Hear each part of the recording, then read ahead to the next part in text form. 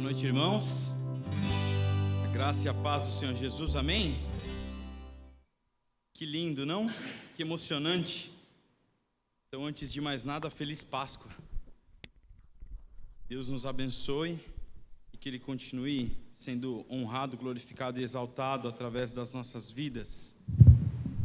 Obrigado, gente. Foi lindo, tá bom? Deus abençoe vocês. Se você gostou do meu trabalho, você pode me acompanhar na próxima temporada de The Chosen. Eu vou lançar a nova frente, que é Jesus 100% careca.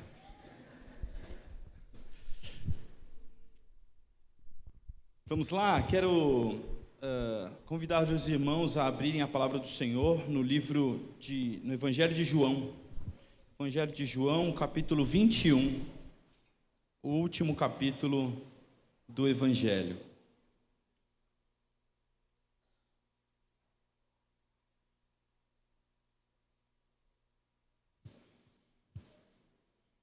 Evangelho de João, capítulo 21.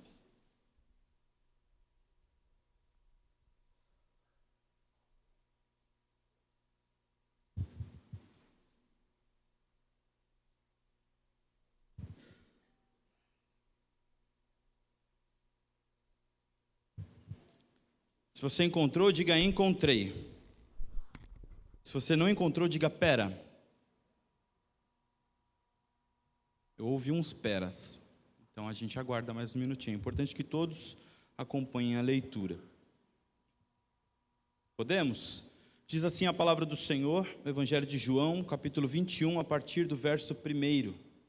Depois disso, Jesus se manifestou outra vez aos discípulos junto ao mar de Tiberíades. Foi assim que ele se manifestou, : Estavam juntos Simão Pedro, Tomé, chamado Dídimo, Natanael, que era de Caná da Galileia, os filhos de Zebedeu e mais 2 discípulos de Jesus. Simão Pedro disse aos outros: Vou pescar.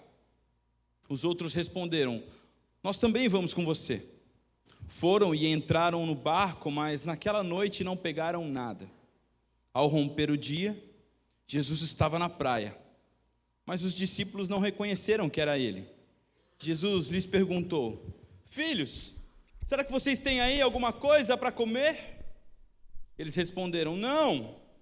Então Jesus disse: Joguem a rede à direita do barco e vocês acharão. Assim fizeram e já não podiam puxar a rede, tão grande era a quantidade de peixes. E o discípulo a quem Jesus amava disse a Pedro: É o Senhor. Simão Pedro, ouvindo que era o Senhor, cingiu-se com sua túnica, porque tinha tirado a roupa, e lançou-se ao mar. Os outros discípulos vieram no barquinho, puxando a rede com os peixes, porque estavam somente a uns 90 metros da margem. Ao saltarem em terra, viram ali umas brasas com peixe por cima. Também havia pão. Jesus lhes disse: Tragam alguns dos peixes que vocês acabaram de pegar. Simão Pedro entrou no barco e arrastou a rede para a terra. A rede estava cheia com 153 grandes peixes, e mesmo sendo tantos peixes, a rede não se rompeu.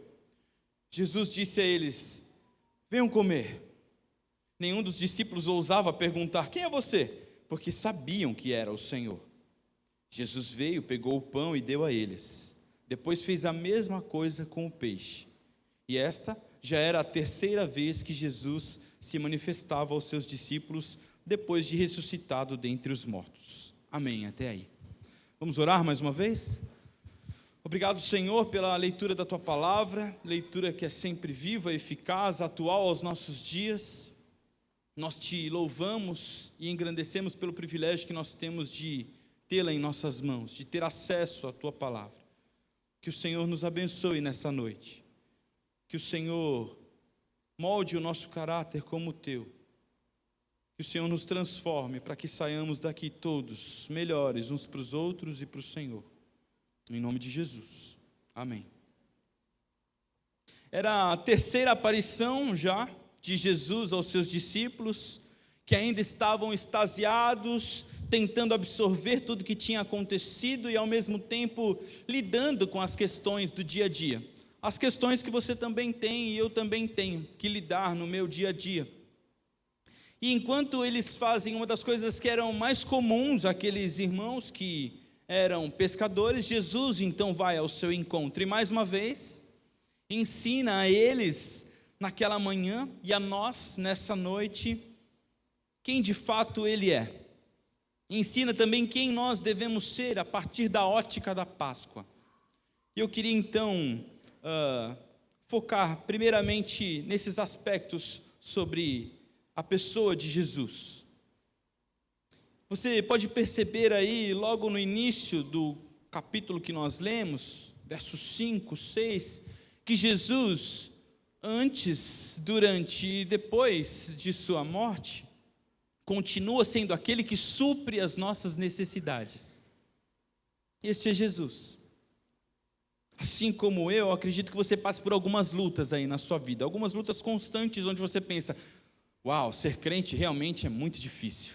Já passou isso pela sua cabeça? Eu me mudei ontem de apartamento. Pensa se isso não passou pela minha cabeça umas 15 vezes ontem, só ontem. Puxa vida, ser crente é muito difícil, não é? Porque a gente tem que lidar com pessoas, nem sempre as pessoas elas têm empatia, e quando elas não têm empatia, então a gente precisa respirar fundo para não dar algumas respostas que vêm rapidamente à nossa mente, não é? É difícil ser crente. E você talvez já tenha tido que lidar com essas adversidades, outras também nem tanto, mas nem sempre a gente consegue fazer o que as Escrituras nos recomendam. Lembram do que o salmista nos recomenda lá no capítulo 37? Entrega o seu caminho ao Senhor, confia nele, e ele tudo fará. Descansa o coração do Senhor, agrada-te do Senhor e ele satisfará os desejos do teu coração. E nem sempre, erroneamente, as Escrituras estão na nossa mente assim. Deveriam, mas nem sempre estão, ou nem sempre é tão fácil assim a gente de fato entregar tudo ao Senhor. Já dissemos isso em outra oportunidade, não é? Nós crescemos entendendo que nós precisamos conquistar a nossa independência, mas aí a gente se esquece de que para com Deus a relação deve ser de uma constante dependência daqui até a eternidade, porque Ele nos criou, e nós precisamos nos colocar enquanto criaturas deste Deus, este Deus que cuida de cada detalhe das nossas vidas. Por ser relacional, nosso Deus ele quer esse contato conosco, então algumas situações acabam servindo para que nós nos lembremos de que Ele deve ser a razão de tudo que nós fazemos, como uma pesca corriqueira, uma pesca comum, um dia comum de pesca. E a gente pode ter muita habilidade em algumas coisas, não é? Naquilo que a gente faz profissionalmente, por exemplo, ou então na academia, com os nossos estudos. Talvez você seja aí um gênio na sua área. Contudo, o Senhor, Ele, através do texto, nos lembra quem nós somos e da necessidade que nós temos. Então a gente pode ter muitas habilidades nisso tudo, mas a gente precisa se lembrar de que é Ele quem nos sustenta. Você pode dizer, não, eu sou muito bom na minha área, e amanhã de manhã, é segunda-feira, e a minha semana vai começar com tudo. Vai começar com tudo, se o Senhor permitir, não é? É isso que a carta de Tiago também nos ensina, lá no capítulo 4. Não é? A gente, em vez de sair dizendo os nossos planos, nós precisamos pensar assim, olha, se o Senhor permitir, nós faremos isso ou aquilo. Se Ele permitir. E isso precisa estar constantemente na sua mente, no seu coração, para que você honre ao Senhor com as suas ações. De que adianta ter tanta habilidade com os anos de experiência na pesca, se o Senhor não envia os peixes aqui, como nós vimos, por exemplo? De que adianta? Jesus faz eles declararem ali, primeiramente, qual que era a situação atual deles. Depois ele dá a diretriz que vai o suprir logo em seguida. Ou seja, Jesus estava demonstrando o que Paulo, lá em Colossenses, vai nos ensinar, que Ele é supremo sobre toda a criação. Lembram do texto de Colossenses?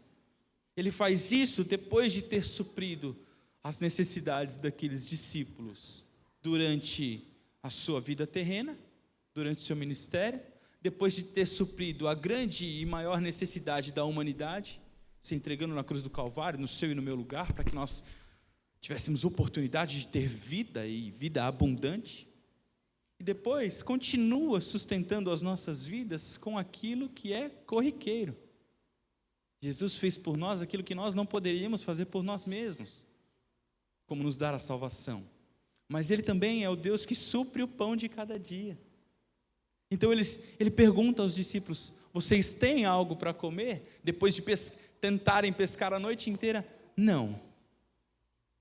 Então eles dizem ali com a sua boca. Ele faz eles perceberem que eles não têm ali. Então joguem sua rede desse outro lado aqui. Então já não podiam quase carregar de tantos peixes que pegaram. 153 grandes peixes, a palavra do Senhor nos diz. Meu querido irmão, fique tranquilo. O Senhor vive, é Páscoa, e é Ele quem supre as nossas necessidades. Amém? O Senhor, Ele também é aquele que instiga a nossa comunhão. Então, você vai ver aí no verso 9 em diante, está com a Bíblia aberta ainda? Acompanha ali comigo. Ao saltarem em terra, viram ali umas brasas com peixe por cima. E também havia pão. Olha só, Jesus promovendo um churras ali no comecinho da manhã, né? Não foi? Lembram que eu disse para vocês quando fizemos o nosso café na sala dos jovens? Teologia se faz ao redor da mesa. Ao redor da mesa.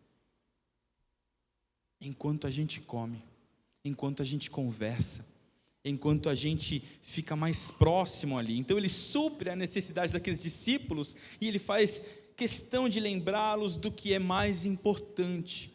Só podemos alimentar os outros depois de sermos alimentados. É importante fazer uma pausa. É importante celebrar.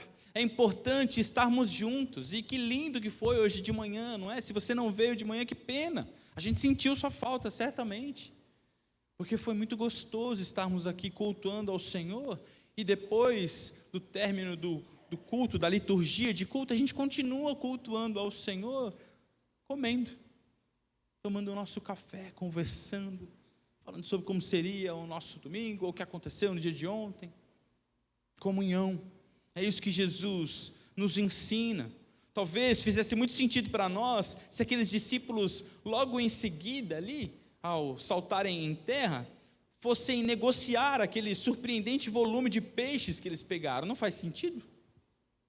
Faria muito sentido, não é? Se a gente lesse isso, ninguém ia falar assim, nossa, mas eles foram negociar. Não, a gente ia inclusive se identificar, né? Não, legal, olha lá, estão fazendo negócio, estão buscando sustento para a família e tal, mas não, Jesus os faz fazer uma pausa. Está vendo? Eu que supro. Então fiquem tranquilos, deixem os peixes lá. Tenham comer primeiro. Vocês estão a noite inteira aí trabalhando. Vamos comer. Então essa ação do Senhor Jesus os faz trabalharem juntos para que eles consigam ali pegar os peixes. Afinal a gente leu que estava pesado, mesmo assim a rede não se rompeu. Depois Ele os conduz ao desfrute daquilo que foi conquistado. Eles já tinham visto alguns peixes sobre a brasa, mas Ele diz, tragam o que vocês acabaram de pegar. Tragam alguns desses peixes que vocês acabaram de pegar. Porque a comunhão, ela precisa estar presente no nosso dia a dia, meus irmãos. Precisa estar presente. Não faz sentido nós virmos ao domingo como o que a sociedade pós-moderna diz para a gente fazer. A sociedade vai dizer que nós devemos ter um compromisso com o sagrado, seja ele qual for. Então, a gente vai ao domingo e a gente paga isso para Deus, para a gente continuar vivendo a semana. Ou a sociedade também vai dizer que a gente precisa renovar as nossas energias, não é? Por isso que a gente então vai para a igreja. Agora sim, posso viver a minha semana, afinal a gente veio para o culto. Não! A gente precisa se preparar, inclusive, muito bem, para vir e entregar ao Senhor. Culto é serviço a Deus. E é claro que é muito bom estar aqui. E a gente é alimentado através da palavra do Senhor. A gente é alimentado através da palavra cantada também. E isso nos renova, nos dá vigor, não é? Para o dia a dia. Mas nós não somos pilhas recarregáveis que precisam estar aqui dominicalmente para vivermos a semana. Não. A ideia é outra, por isso a comunhão é importante. E não dá para ficar em comunhão apenas no domingo. No domingo também. Mas é por isso que você que acompanha a nossa igreja nas redes sociais tem visto que nós temos um grupo que tem jogado futebol às quartas aqui, às 9 da noite. Um grupo que tem jogado vôlei às sextas. Um grupo que tem se reunido para fazer artesanato às terças. É isso? Às terças. Ou Bible Journaling. É terça? Quarta. Puxa vida, tá vendo? Me pegaram. Vocês já perceberam que eu não faço artesanato, né? Mas é por isso, a nossa vida ela precisa ser intencional. A gente não é um clube de crente. Então, vem aí a gente faz um monte de coisa junto. Não, a gente faz um monte de coisa junto para fomentar a nossa comunhão, para estarmos mais interligados, para estarmos mais juntos, para sabermos mais da vida um do outro, com o intuito, com a finalidade de cuidarmos melhor uns dos outros, para praticarmos as mutualidades da vida cristã, servindo uns aos outros, amando uns aos outros, perdoando uns aos outros, suportando no sentido de dar suporte uns para os outros, entendem? Então a comunhão, ela vai aumentar a nossa intimidade, fazendo com que nós conheçamos mais uns aos outros. A comunhão, ela vai encher o nosso coração de alegria. Olha como ela é importante. A comunhão, ela vai fortalecer a nossa fé. Porque você vai passar por uma situação e você vai desabafar com o seu irmão, ele vai dizer: meu irmão, fica firme. Jesus é quem está à frente, não liga para isso não. Nosso coração é assim mesmo, meio melindroso, mas deixa isso para lá. Sigamos rumo à cruz de Cristo, nosso Senhor. E sua fé vai sendo alimentada ali. A comunhão, ela vai nos preparar para o serviço ao Senhor. Afinal, como serviremos ao Senhor, servindo o seu reino, se a gente não tem o quê? Relação. Como que eu vou dar suporte para o Mateus, se eu não o conheço? Se eu não falo com ele durante a semana? Posso orar por ele. Poxa vida, né? Que jovem diácono abençoado ele é. E aí eu oro por ele durante a semana. Mas é mais do que isso a vida cristã. É vida na vida. Meu irmão, e aí, como é que foi? O que você tem passado? Está precisando de ajuda? Vamos sair para bater um papo? Tomar um açaí? É um convite. De púlpito. Entende? É vida na vida. E isso vai nos preparar para o serviço. A comunhão prepara a gente para esse serviço. E a gente então encontra, a partir do verso 13 aí, um Jesus que faz questão de servir. O que diz aí na sua Bíblia no verso 13? Alguém lê alto e bonito aí para mim.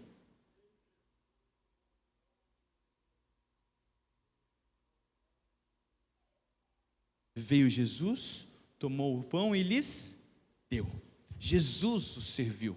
Ele não disse: o pessoal, já acendi ali a fogueira, tem uns peixinhos ali, um de vocês vai lá, toma conta disso. Quero entender aqui melhor, falar mais com vocês. Não, ele os serve. E aí Jesus os serve, porque a gente já aprendeu há tanto tempo que o maior ensino vem através do exemplo, não é? O maior ensino vem através do exemplo. É uma característica muito nítida do Senhor Jesus. É o Deus que veio para servir. Marcos vai apresentá-lo dessa forma para nós, não é? É o servo sofredor. Então Jesus serviu incansavelmente durante o seu ministério. Talvez eu vou dar alguns exemplos aqui e as situações vão passando pela sua mente, os textos bíblicos que você já leu. Então, quando ele precisava se retirar para um descanso, para um tempo a sós, lembram-se quando João Batista foi morto? Ele precisava de um tempo a sós. Era o seu parente ali, era o profeta que veio anunciar a sua chegada. Ele precisava de um tempo sozinho, e aí a multidão o seguiu.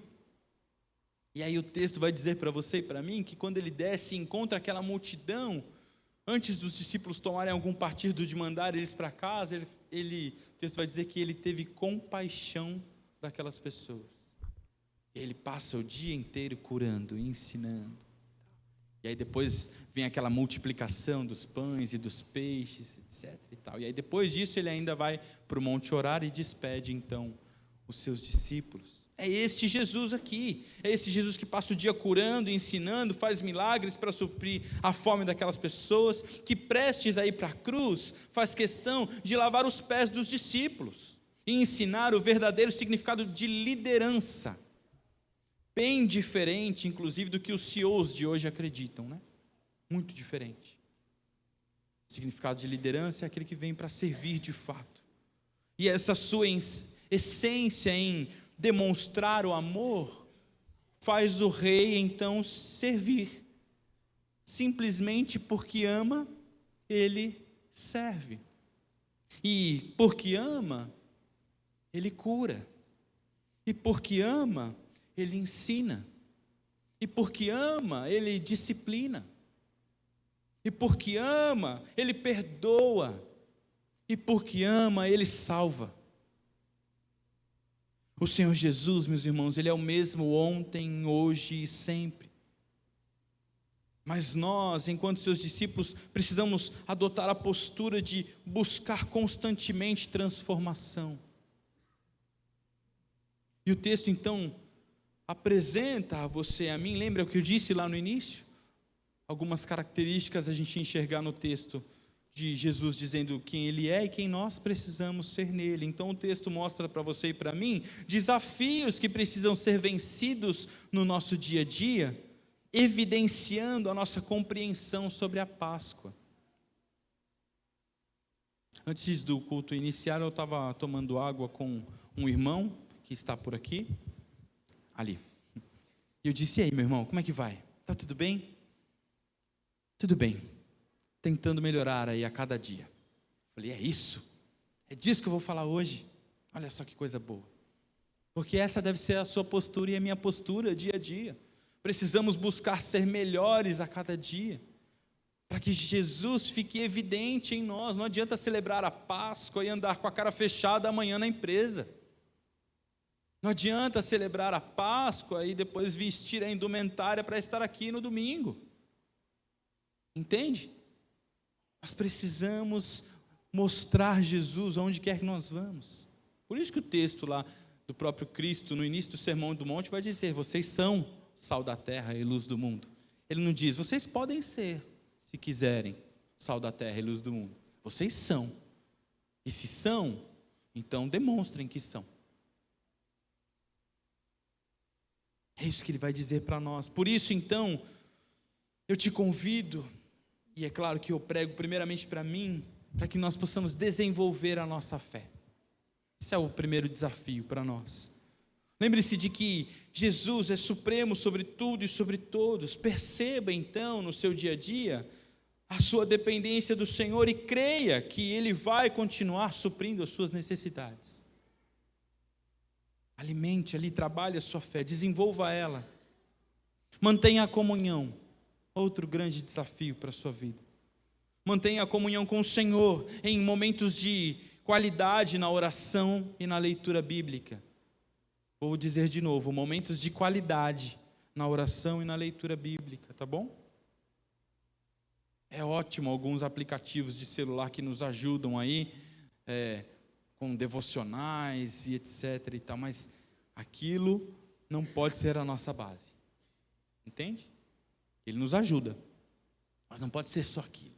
Você precisa entender melhor o texto, degustar o texto. Eu teria que ter muito mais tempo aqui para a gente olhar as minúcias do que esse texto aqui que nós lemos nos apresenta. Algo que eu nem citei, por exemplo, foi o fato de que Pedro se vestiu e pulou do barco. Você percebeu? E aí o texto não diz o que Pedro estava fazendo.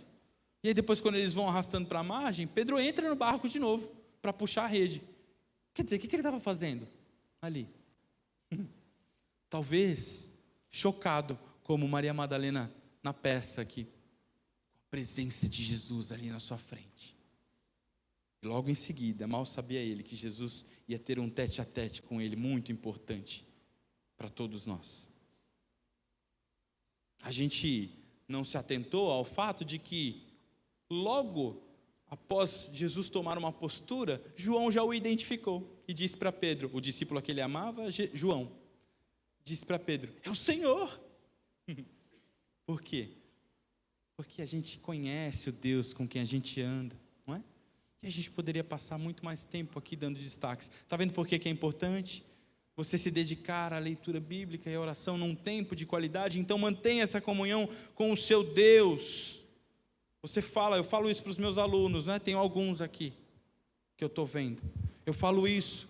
Se você quer ter um amigo, como que você faz com ele? Você se relaciona com ele, não é? No meu tempo, a gente se ligava por telefone, algo que a juventude não sabe o que é, né? Hoje em dia, assim, telefone, um negócio que a gente pegava, apertava uns botões, e aí tocava na casa de uma outra pessoa. A gente ligava, não é? Para falar com os nossos amigos, não era assim? Lembram-se? Lembram do telegrama? Pois é, porque a gente alimenta a relação. Agora, como que eu vou dizer que Jesus é o meu amigo se eu não falo com ele? E agora? Se eu não leio o que ele tem aqui para me dizer? Precisamos alimentar essa comunhão. Então, primeiro com ele, mas também uns com os outros, passando tempo juntos, sentando à mesa, celebrando, dando o devido suporte constantemente. Por fim, o texto nos desafia a servir. Servir o tempo todo. Alguém já disse que o crente que não serve, não serve. Olha a beleza da língua portuguesa, cheia de artimanhas, não é para a gente usar. Então, meu irmão, não se engane, você veio à existência porque Deus o escolheu antes da fundação do mundo, para que você participe dessa linda missão de expansão do Evangelho, com as ferramentas que Ele te deu, sejam quais forem. Então não se acomode, tá bom? Não enterre os seus talentos. É ótimo participar de uma comunidade como essa, de uma igreja de Jesus que é tão movimentada. Mas isso também, às vezes, faz a gente ficar um pouco quietinho, porque já tem tanta gente que já faz tanta coisa, né? E a gente fica lá acomodado no nosso banco. Não enterre esse seu talento. Sirva ao Senhor. Sirva onde quer que você vá. Você entra em lugares que eu, como pastor, não entro. Eu não entro. Como que essas pessoas vão ouvir sobre Jesus? Elas estão indo para o inferno. Entende por que Jesus te colocou na rua onde você mora? No prédio onde você mora? Na empresa onde você trabalha? Na facul que você estuda? Porque todos nós fomos convocados a participar dessa linda missão de proclamação das boas novas de Jesus Cristo, nosso Senhor. Então, perceba que essas ações que eu disse aqui, do desenvolvimento da fé, da comunhão, do serviço, elas estão interligadas. Então, quando a gente desenvolve a nossa fé, os nossos sentidos, eles ficam mais aguçados, os nossos sentidos ficam mais sensíveis para nós priorizarmos o desenvolvimento das nossas relações através da comunhão. E são essas relações que vão abrir as portas para o serviço ao Senhor. Por isso, de novo, feliz Páscoa. Jesus ressuscitou. E Ele te convoca a vencer esses desafios junto com Ele. Vamos orar por isso? Deus, nós te louvamos e engrandecemos porque o Senhor tem falado ao nosso coração. Muito obrigado por isso.